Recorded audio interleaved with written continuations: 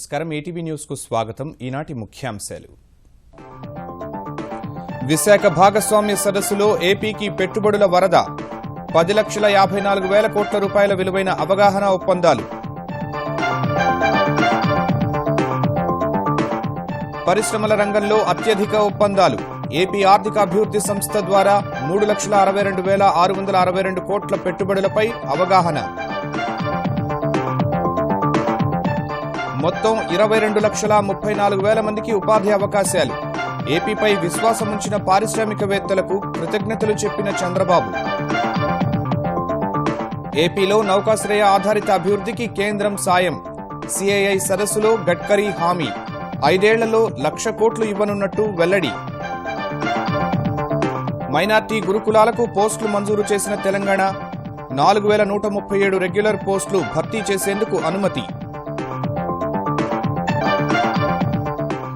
యూపీలో ప్రజాకర్షక హామీలతో భారతీయ జనతా పార్టీ మేనిఫెస్టో. వ్యవసాయ రుణాలు మాఫీ, రాజ్యాంగబద్ధంగా రామమందిర నిర్మాణం. ఆస్ట్రేలియన్ ఓపెన్ టెన్నిస్ మహిళల టైటిల్ విజేత సెరీనా. తుదిపోరులో సోదరిపై అలవోక విజయం. స్టెఫీగ్రాఫ్ రికార్డు బద్దలు.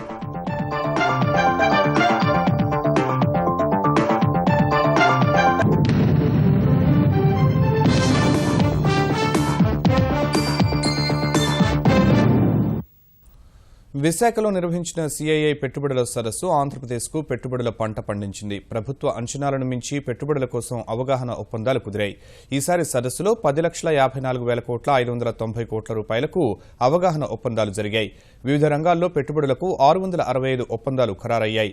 ఈ ప్రాజెక్టులు కార్యరూపు దాలిస్తే 22 లక్షల మందికి ఉపాధి కలుగుతుందని ప్రభుత్వ వర్గాలు అంచనా వేస్తున్నాయి. వ్యాపారానుకూల రాష్ట్రాల్లో అగ్రస్థానంలో ఉన్న సూర్యోదయ ఆంధ్రప్రదేశ్ పెట్టుబడుల ఆకర్షణలో సత్తాను చాటింది. విశాఖలో నిర్వహించిన 2వ భాగస్వామ్య సదస్సులో అంచనాలను మించి పెట్టుబడులు వెల్లువెత్తాయి. ఈ సదస్సు ద్వారా 7 లక్షల కోట్ల రూపాయల పెట్టుబడులకు సంబంధించి ఒప్పందాలు ఖరారవుతాయని ఆంధ్రప్రదేశ్ సర్కార్ అంచనా వేయగా ఏకంగా 10,54,000 కోట్ల రూపాయల పెట్టుబడులు పెట్టేందుకు వేరువేరు సంస్థలు, పారిశ్రామికవేత్తలు అవగాహన ఒప్పందాలు చేసుకున్నారు. మొత్తం 665 ఒప్పందాలు ఖరారు కాగా ఇందులో ఒక్క పరిశ్రమల రంగంలో 91 ఒప్పందాల ద్వారా 2,01,000 కోట్ల రూపాయల పెట్టుబడులకు అవగాహన కుదిరింది. ఈ పెట్టుబడులు వస్తే 10 లక్షల మందికి ఉపాధి లభించనుండగా ఇంధన రంగంలో 2,02,000 కోట్ల రూపాయల విలువైన 47 ఒప్పందాలు ఖరారయ్యాయి. ఈ రంగంలో 86,000 మందికి ఉపాధి లభించనుంది. ఏపీసీటీఆర్ఏ ద్వారా 1,24,532 కోట్ల విలువైన 62 ఒప్పందాలు కుదిరితే 2 లక్షల మందికి ఉపాధి అందనుంది. మైనింగ్ రంగంలో 11,113 కోట్ల రూపాయల విలువైన 50 ఒప్పందాలు, ఆహార శుద్ధి రంగంలో 60,000 మందికి ఉపాధినిచ్చే 6,055 కోట్ల విలువైన 117 ఒప్పందాలు కుదిరాయి.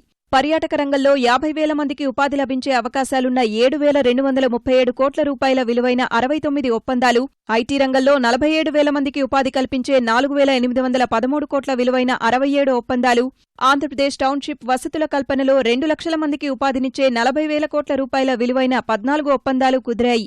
ఆంధ్రప్రదేశ్ ఆర్థికాభివృద్ధి సంస్థ ద్వారా 3,62,662 కోట్ల విలువైన 66 ఒప్పందాలు కుదిరితే పశుసంవర్ధక శాఖలో 30 కోట్ల రూపాయల విలువైన 1 ఒప్పందం కుదిరింది. నైపుణ్యాభివృద్ధి రంగంలో 3,000 కోట్ల విలువైన 3 ఒప్పందాలు, జౌళి రంగంలో 18,000 మందికి ఉపాధి కల్పించే 521 కోట్ల విలువైన 8 ఒప్పందాలు, ఉన్నత విద్యారంగంలో 1,52,000 మందికి ఉపాధినిచ్చే 16,706 కోట్ల విలువైన 9 ఒప్పందాలు కుదిరాయి. విశాఖలో ఐటీ పార్క్ నిర్మాణానికి చైనాకు చెందిన చెంగ్డు జింగ్డాంగ్ గ్రూప్ 94,026 కోట్లతో ఒప్పందం చేసుకోగా 40,000 కోట్ల పెట్టుబడులకు బీఆర్ శెట్టి గ్రూప్ ఒప్పందం చేసుకుంది. ఇదే సంస్థ అమరావతి, కర్నూల్లో 12,000 కోట్లతో మెడికల్ కళాశాలలు, ఆస్పత్రుల నిర్మాణానికి ముందుకొచ్చింది. సెమీకండక్టర్ల పరిశ్రమ ఏర్పాటుకు 68,000 కోట్లతో నెక్స్ట్ ఆర్బిట్ వెంచర్ ఫండ్ ముందుకురాగా 1,10,000 మందికి ఉపాధి లభించనుంది. థర్మల్, పవన విద్యుత్ కేంద్రాల నిర్మాణం కోసం 43,000 కోట్ల పెట్టుబడి పెట్టేందుకు గ్యోడియన్ టెక్నాలజీ ముందుకొచ్చింది. విశాఖ జిల్లా నక్కపల్లిలో 40,800 కోట్లతో రిఫైనరీ ఏర్పాటుకు జర్మన్ సంస్థ క్రియాన్ ఇంటర్నేషనల్ ఎనర్జీ ముందుకొచ్చింది. సైన్స్ సిటీ నిర్మాణానికి ఎంటీఐపీ ఇన్నోవేషన్ సంస్థ 21,800 కోట్లతో ఒప్పందం చేసుకుంది. సిలికా సౌరపలకల నిర్మాణ కేంద్రం, సౌరపవన హైబ్రిడ్జి ప్రాజెక్టు నిర్మాణానికి 23,285 కోట్లతో నెట్ క్యాప్, సోలర్జిస్ ఇండియా ఒప్పందం కుదుర్చుకున్నాయి. అమరావతిలో 12,000 కోట్ల పెట్టుబడి పెట్టేందుకు టాటా పవర్ ముందుకొస్తే 7,000 కోట్లతో పరిశ్రమ ఏర్పాటు చేసేందుకు టొరెంట్ టెక్నాలజీస్ సంసిద్ధత వ్యక్తం చేసింది. ఏపీలో 3,000 కిలోమీటర్ల రహదారులను 74,000 కోట్లతో జాతీయ రహదారులుగా మార్చేందుకు ఎన్హెచ్ఏఐతో ఏపీ రహదారులు, భవనాల శాఖ ఒప్పందం చేసుకుంది. వేర్వేరు నౌకాశ్రయాల్లో జెట్టీల నిర్మాణం, ఇతర అభివృద్ధి పనులకు 1,000 కోట్లతో 9 ఒప్పందాలు కుదిరాయి. శ్రీ సిటీ సెజ్లో 600 కోట్ల పెట్టుబడులు పెట్టేందుకు 13 సంస్థలు ముందుకు వచ్చాయి. ఆంధ్రప్రదేశ్లో నౌకాశ్రయ ఆధార అభివృద్ధికి కేంద్రం పూర్తి స్థాయిలో నిధులను అందిస్తుందని కేంద్ర ఉపరితల రవాణా శాఖ మంత్రి నితిన్ గడ్కరీ హామీ ఇచ్చారు. ఎన్డీఏ 5 ఏళ్ల కాలంలో ఆంధ్రప్రదేశ్కు 1,00,000 కోట్ల రూపాయలు ఇస్తున్నట్టు చెప్పారు. బకింగ్హామ్ కాలువ పనులను మరో నెల రోజుల్లో ప్రారంభిస్తామని చెప్పిన గడ్కరీ అమరావతి, అనంతపురం ఎక్స్ప్రెస్ హైవే పనులు కూడా త్వరలోనే చేపడతామని హామీ ఇచ్చారు. విశాఖ, రాయ్పూర్ మధ్య రహదారి విస్తరణకు హామీ ఇచ్చారు. సిఐఐ భాగస్వామ్య సదస్సులో భాగంగా పారిశ్రామిక కారిడార్లపై జరిగిన చర్చలో మాట్లాడిన కేంద్ర ఉపరితల రవాణా శాఖ మంత్రి నితిన్ గడ్కరీ కేంద్రం ప్రతిష్టాత్మకంగా చేపట్టిన సాగర్మాల ప్రాజెక్టుతో ఆంధ్రప్రదేశ్ ఎంతో లాభపడుతోందని చెప్పారు. ఈ ప్రాజెక్టులో భాగంగా 15 లక్షల కోట్ల రూపాయల అంచనాతో 14 తీర ప్రాంత ఆర్థిక మండలను అభివృద్ధి చేస్తోందని చెప్పిన గడ్కరీ ఇందులో 2 ఆంధ్రప్రదేశ్లోనే రానున్నాయని వివరించారు. ఇందులో భాగంగా విశాఖ పోర్టు విస్తరణకే 6,000 కోట్ల రూపాయల ఖర్చు చేయనున్నట్టు వివరించారు. ఇదే సమయంలో దేశవ్యాప్తంగా చేపట్టే జలమార్గాల అభివృద్ధిలో భాగంగా బకింగ్హామ్ కాలువ పనులు నెల రోజుల్లో ప్రారంభిస్తామన్నారు. We have Sagarmala as a big ambitious project where we are expecting the investment of 15 lakh crores. And out of 14 coastal economic zone plan as a part of Sagarmala, 2 coastal economic zones are in Andhra Pradesh. Srikakulam to Vijayawada, Vijayawada to Nellore. Both are coming under Visakhapatnam Chennai industrial corridor. We have already taken decision to make waterways in India. Our 111 rivers we are going to convert into waterways. The most important national waterway in Andhra Pradesh, Buckingham Canal waterways, and we have already taken all the decisions. Tender is completed and within a month we will start the work of this Buckingham Canal. ఇదే సమయంలో ఆంధ్రప్రదేశ్లో వేర్వేరు రహదారుల అభివృద్ధికి 5 ఏళ్ల కాలంలో 1,00,000 కోట్ల రూపాయలు అందజేస్తున్నట్టు గడ్కరీ వివరించారు.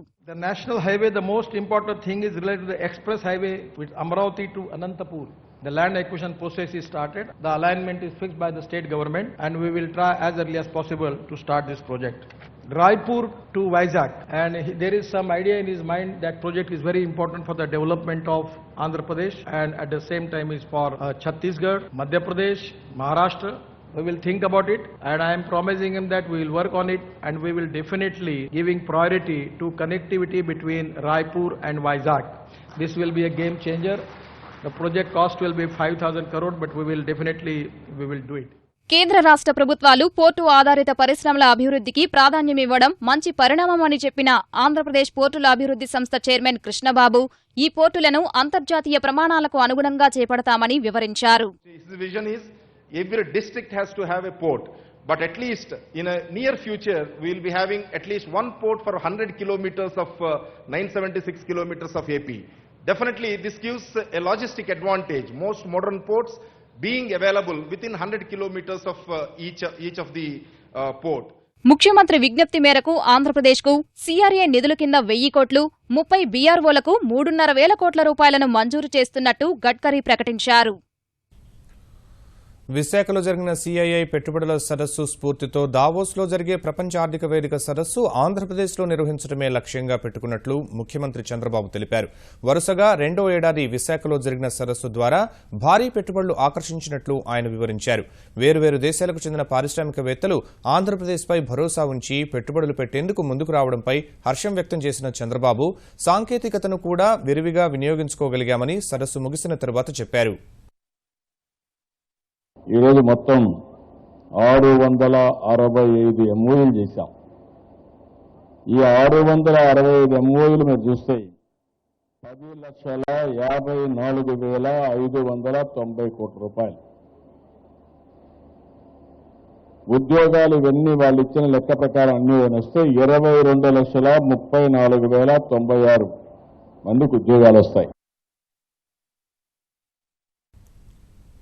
మైనార్టీ గురుకులాల్లో 1638 ఖాళీల భర్తీకి తెలంగాణ ప్రభుత్వం అనుమతిచ్చింది. ఈ ఉద్యోగాలను Telangana public service commission TSPSC ద్వారా భర్తీకి అనుమతిస్తూ ఆర్థిక శాఖ ఉత్తర్వులు జారీ చేసింది. ఇందులో 118 ప్రిన్సిపాల్, 280 పోస్ట్ గ్రాడ్యుయేట్ ఉపాధ్యాయులు, 866 ట్రైన్డ్ గ్రాడ్యుయేట్ ఉపాధ్యాయ పోస్టులు ఉన్నాయి. వీటితో పాటు 124 వ్యాయామ ఉపాధ్యాయులు, మరో 125 ఆర్ట్, క్రాఫ్ట్, సంగీత ఉపాధ్యాయ పోస్టులు కూడా ఉన్నాయి. అటు కొత్తగా ఏర్పాటు చేయనున్న 130 మైనార్టీ గురుకులాలకు సంబంధించి 4137 శాశ్వత ఉద్యోగాలు సహా 692 పొరుగు సేవల పోస్టులను మంజూరు చేసింది. ఈ ఉద్యోగాల్లో 118 ప్రిన్సిపల్, 1110 జూనియర్ లెక్చరర్ పోస్టులు ఉన్నాయి. 1140 పోస్ట్ గ్రాడ్యుయేట్ ఉపాధ్యాయులు, 1010 ట్రైన్డ్ గ్రాడ్యుయేట్ ఉపాధ్యాయులు, 124 వ్యాయామ ఉపాధ్యాయ పోస్టులు ఉన్నాయి. 130 ఫిజికల్ డైరెక్టర్లు, మరో 130 లైబ్రేరియన్, 125 చొప్పున సాఫ్ట్వేర్ నర్స్, క్రాఫ్ట్, ఆర్ట్, సంగీత ఉపాధ్యాయ పోస్టులకు మంజూరు లభించింది. 125 సీనియర్ అసిస్టెంట్ పోస్టులను కూడా ప్రభుత్వం మంజూరు చేసింది.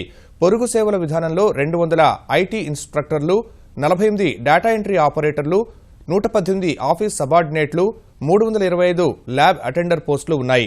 మొత్తం 4829 పోస్టులను 3 సంవత్సరాల్లో దశల వారీగా భర్తీ చేస్తారు. 2017-18 విద్యా సంవత్సరంలో 1640, తర్వాతి రెండేళ్లలో 1494, 1695 చొప్పున ఉద్యోగాలను భర్తీ చేస్తారు. స్వైన్ ఫ్లూ ప్రమాద ఘంటికలు మోగిస్తున్న వేళ ప్రజల్లో ఆ మహమ్మారి పట్ల అవగాహన కల్పించేలా విస్తృత ప్రచారం నిర్వహించాలని తెలంగాణ సర్కార్ నిర్ణయించింది. ఈ మేరకు వైద్య ఆరోగ్య శాఖను ఆదేశించింది. స్వైన్ ఫ్లూపై సచివాలయంలో ఉన్నత స్థాయి సమీక్ష నిర్వహించిన తెలంగాణ ప్రభుత్వ ప్రధాన కార్యదర్శి ఎస్పీ సింగ్ మందుల కొరత లేకుండా చూడాలని అధికారులకు స్పష్టం చేశారు. ఐపీఎంతో పాటు నల్లకుంట ఫీవర్ ఆసుపత్రిలోనూ వ్యాధి నిర్ధారణ పరీక్షలు ప్రారంభించాలని సూచించారు. నిమ్స్ సూపరింటెండెంట్ను నోడల్ అధికారిగా, గాంధీ ఆసుపత్రిని నోడల్ ఆసుపత్రిగా చికిత్సలు అందించాలని సింగ్ నిర్దేశం చేశారు. పరీక్షలు సహా మందులు ఉచితంగా ఇవ్వాలని తెలిపారు.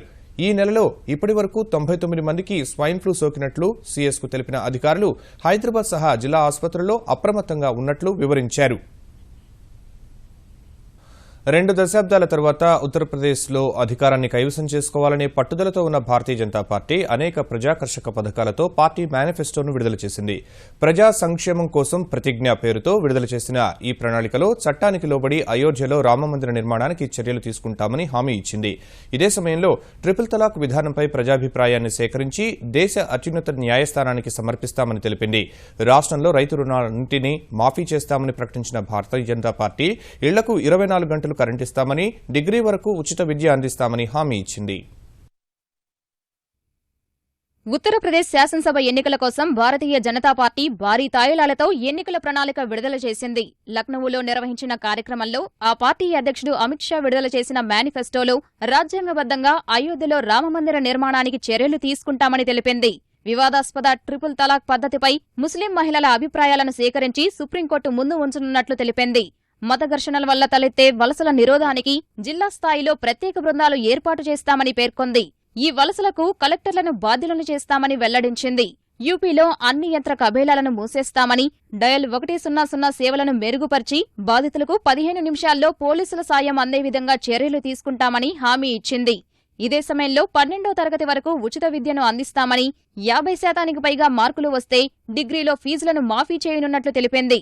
సమాజ్వాదీ పార్టీ చేపట్టిన ల్యాప్టాప్ల పంపిణీ పథకాన్ని ఎలాంటి వివక్షకు తావు లేకుండా పకడ్బందీగా అమలు చేస్తామన్న కమలదళం అన్ని విశ్వవిద్యాలయాల్లో ఉచిత వైఫై, ప్రతి విద్యార్థికి 1 GB ఉచిత డేటా ఇస్తామని హామీ ఇచ్చింది.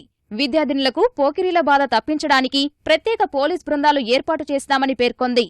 యూపీలో వ్యవసాయ రుణాలను మాఫీ చేయనున్నట్లు ప్రకటించిన భాజపా ఇళ్లకు 24 గంటల విద్యుత్ సరఫరాకు హామీ ఇచ్చింది. ప్రధాని మోదీ హామీ మేరకు 2019 నాటికి అన్ని గ్రామాలకు కరెంటిస్తామన్న కమలదళం గనుల అక్రమ తవ్వకాలు నిరోధించేందుకు ప్రత్యేక కార్యదళం ఏర్పాటు చేస్తామని తెలిపింది.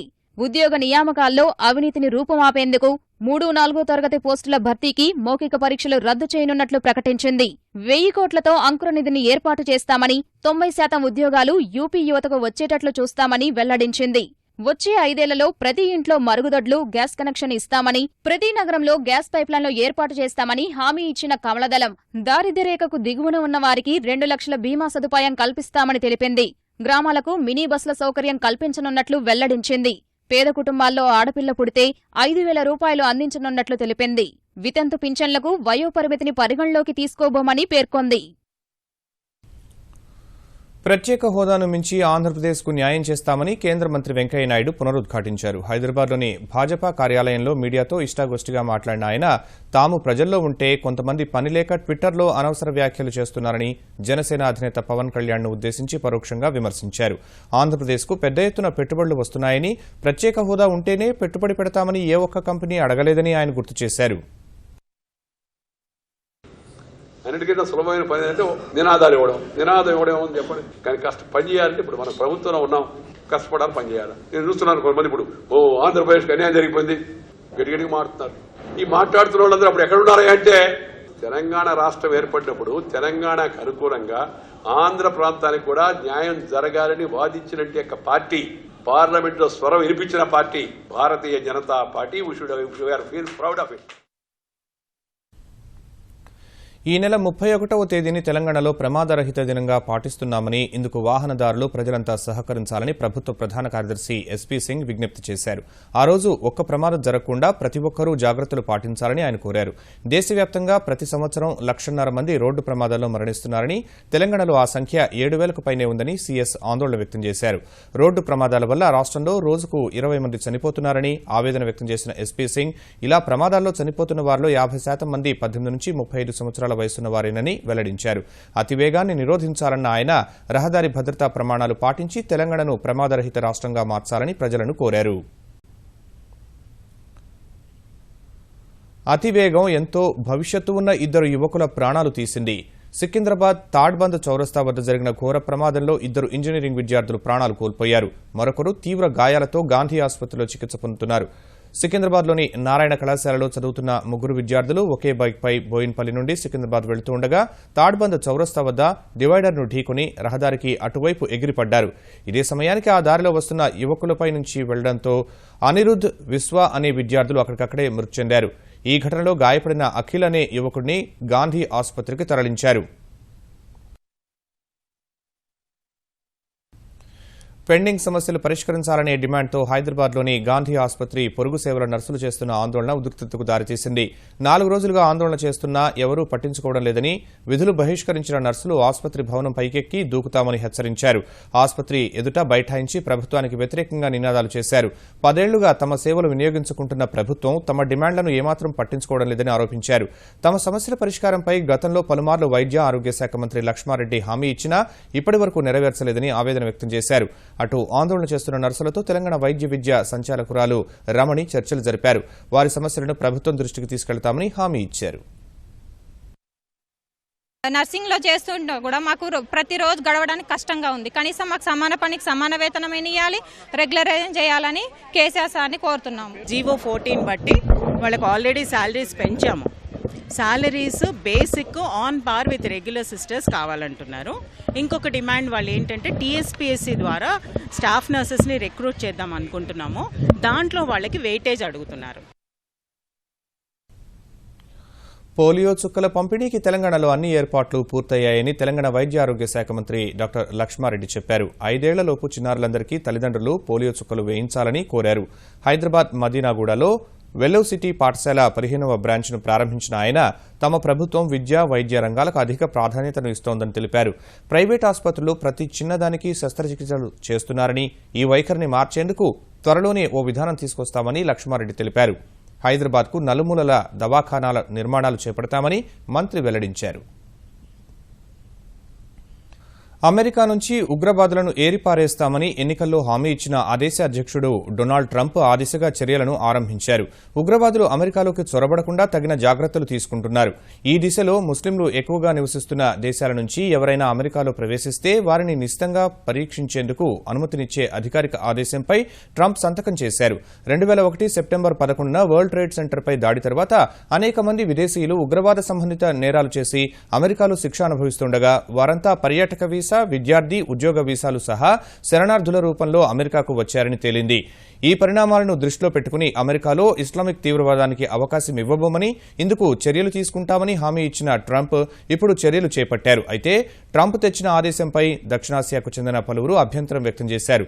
అధికారిక ఆదేశాన్ని సవాల్ చేస్తూ పిటిషన్ దాఖలు చేయనున్నట్టు దక్షిణాసియా న్యాయవాదుల సంఘం తెలిపింది. ఉత్తరప్రదేశ్ సహా 5 రాష్ట్రాల్లో ఎన్నికల నియమావళి అమల్లో ఉన్నందున రేపటి మనసులో మాట మన్ కీ బాత్ ప్రసారంపై నెలకొన్న ఉత్కంఠకు కేంద్ర ఎన్నికల సంఘం తెరదించింది. ఈ కార్యక్రమానికి అనుమతిస్తూ నిర్ణయం తీసుకుంది. ప్రతి నెలలో చివరి ఆదివారం మన్ కీ బాత్ పేరిట ప్రధాని నరేంద్ర మోదీ దేశ ప్రజలను ఉద్దేశించి రేడియో ప్రసంగం చేస్తుండగా రేపటి ప్రసంగం నిర్వహణపై కేంద్ర ప్రభుత్వం కేంద్ర ఎన్నికల కమిషన్ నిర్ణయాన్ని కోరింది. ఈ మేరకు నిర్ణయాన్ని వెలువరించిన ఈసీ మన్ కీ బాత్ కార్యక్రమానికి పచ్చజెండా ఊపింది. రేపటి మనసులో మాట కార్యక్రమంలో ప్రధాని మోదీ 10వ తరగతి ఇంటర్మీడియట్ బోర్డు పరీక్షలు రాయబోయే విద్యార్థులకు సంబంధించి ప్రసంగిస్తారు. స్వచ్ఛ భారత్ డిజిటల్ లావాదేవీల ప్రోత్సాహక కార్యక్రమాల్లో ఎన్సీసీ ముఖ్య భూమిక పోషించిందని ప్రధాని నరేంద్ర మోదీ కొనియాడారు.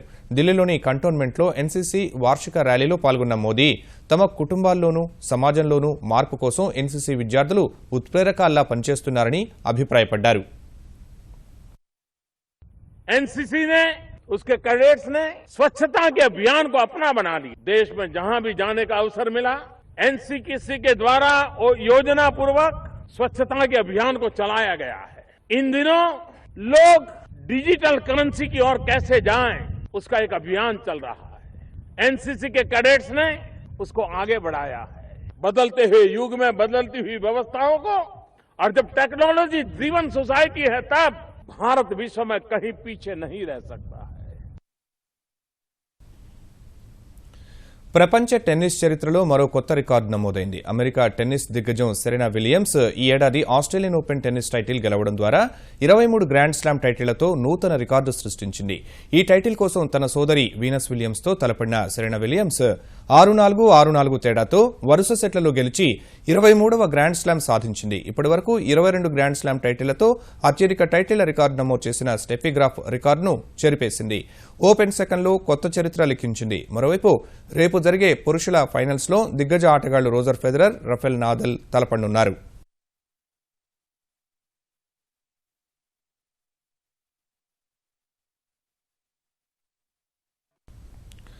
ముఖ్యాంశాలు మరోసారి. విశాఖ భాగస్వామ్య సరస్సులో ఏపీకి పెట్టుబడుల వరద. 10,54,000 కోట్ల రూపాయల విలువైన అవగాహన ఒప్పందాలు.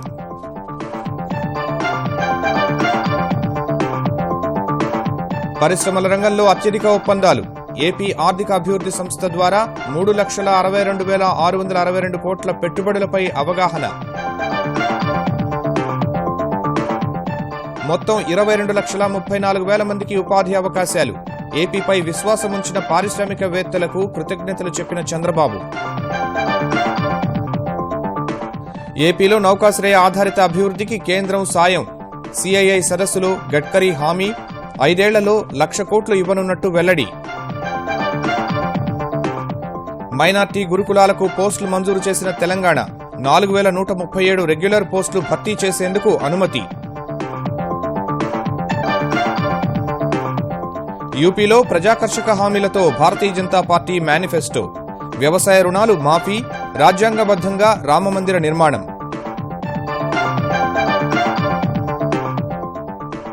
ఆస్ట్రేలియన్ ఓపెన్ టెన్నిస్ మహిళల టైటిల్ విజేత సెరీనా. తుదిపోరులో సోదరిపై అలవోక విజయం. స్టెఫీ గ్రాఫ్ రికార్డు బద్దలు.